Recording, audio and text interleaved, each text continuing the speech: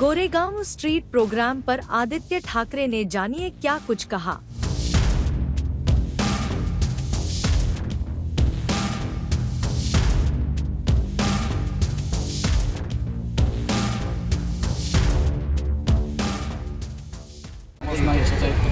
Marathon सुरू आहे तरी इकडे गर्दी का?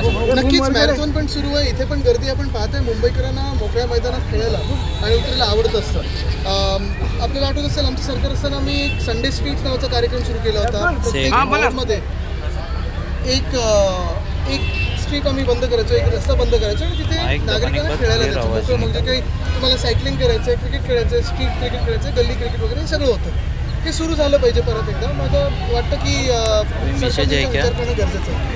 पुढे आज काही जास्त वाढले पाहिजे. इकडे मलखांब पण, इकडे बॉक्सिंग पण आहे. आनंददायी वाटतं तुम्हाला सगळं? आहेच ना, सगळेच खेळ वाढले पाहिजेत. आणि जेव्हा लोकांना मी पाहतो मैदानामध्ये स्वेट ऑन स्ट्रीट्स करत असताना तर मजा वाटते. आदित्यजी, सैफ अली खानवर हल्ला करणारा आरोपी 4 दिवसानंतर अटक झाला. पोलिसांनी आज सांगितलं ते रोहिंग्या मुस्लिम आहेत. कसं पाहता येईल? नाही, ही गंभीर बाब आहे खरं तर. म्हणजे ह्याच्यात आपण ह्या जे काही शोध लागलेला आहे, जर खरोखर ते रोहिंगे असतील तर केंद्रीय गृहमंत्र्यांना प्रश्न विचारणं गरजेचं आहे.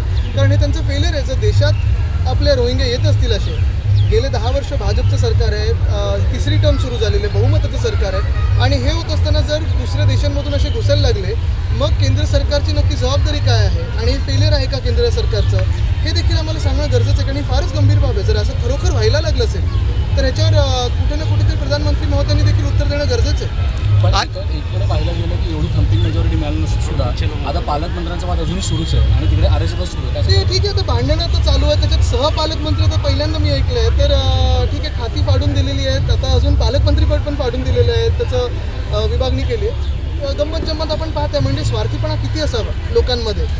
बहुमत EVMनी दिल्यानंतर देखील स्वार्थीपणा काही जात नाही, हे स्पष्ट झालेलं आहे. आणि त्याची याच विभागामध्ये मागच्या 3 दिवसाआधी खूप मोठी आग लागलेली. त्याच्यामध्ये 1000 ते 1500 झाडं जळून राख झालेली. त्याच्यावर मागे कुठचे बिल्डर आहेत हे पण जरा माहिती काढणं गरजेचं आहे. कारण हे सरकार आपल्याला माहिती आहे बिल्डरांना आश्रय देणार आहे, आणि जर झाडं जळत असतील तर